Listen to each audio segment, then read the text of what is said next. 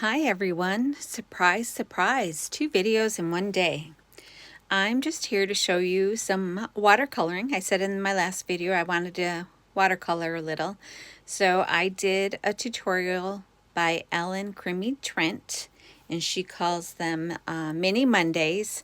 She does 3-inch squares and she does paintings. This one is of cherry blossoms. So after I was done, I outlined it with the black micron pen. I double matted it and I used stamps and distress ink in, what does that say? Old paper. And I stamped the bamboo on there. Then I double matted it and mounted it. And I stamped some of the bamboo on the envelope as well. There's that one. And along with that one, at the same time, she did trees. This was my first attempt. I wasn't fond of it. I did the same thing. Oh, I didn't show you the other card. I stamped this one as a big flat stamp of cherry blossoms, a Japanese inspired set that I have. That's where I got the bamboo from. So I did this painting, wasn't fond of it. I added white dots. Still wasn't fond of it, but I'm using it anyways. It's supposed to be cherry blossom trees. I single matted it and then I used pop dots underneath it. And then on the inside, stamped with peace and happiness. And on the envelope, I stamped it with love and cherry blossoms.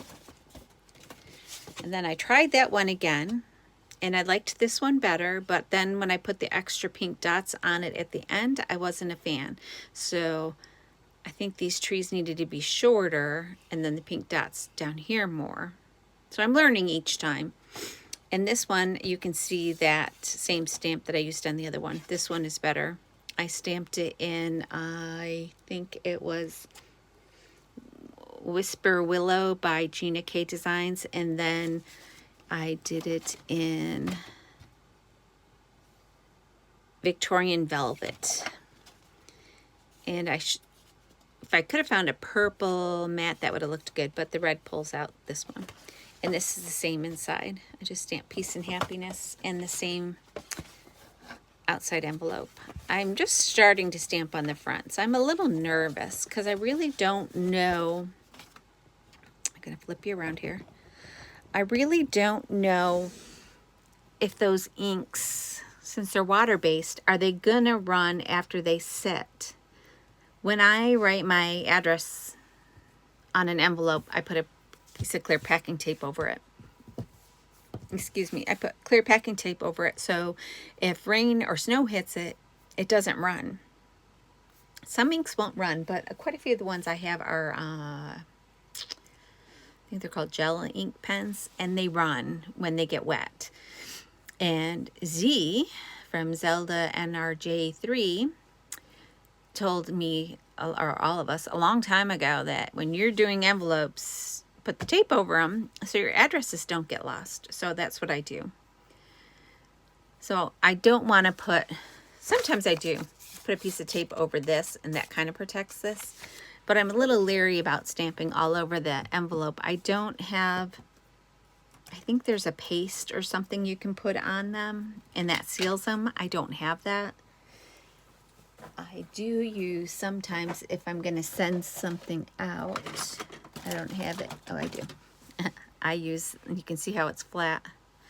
I use this candle and I'll rub it over them and just to give it like a wax seal. So I'll just take it and rub it over what I inked. So that then now if water hits this, it's kind of sealed. So that is what I did for today with those watercolors. I'm going to go down and grab something to eat. And maybe I'll get back up to paint some more. Probably go watch some videos on paints because my husband will be home from work soon. And when he gets home, I like to be downstairs because he's only home for 2 hours and then he has to go to bed. Well, so do I. But he works 13-hour days, 3 13-hour days, and then he has 4 days off. So, and I think he needs me down there so he has somebody to talk to and complain to or vent to. So I like to be down there when he gets home, so I think I'm gonna go dump my water and go check out some new videos. But I can definitely tell you the paints you use definitely make a difference. I used, on my second painting, I used the Jane Davenport watercolors. And on my first one, I used, they were expensive too, and they weren't, I don't think they're that good. On the first one, I used Senlier. I used these. I don't recommend these. I don't like the colors. I don't like, they're muddy. They're not vibrant. They're muddy. The brown is not brown. It's like a muddy, yucky color. It's not even brown.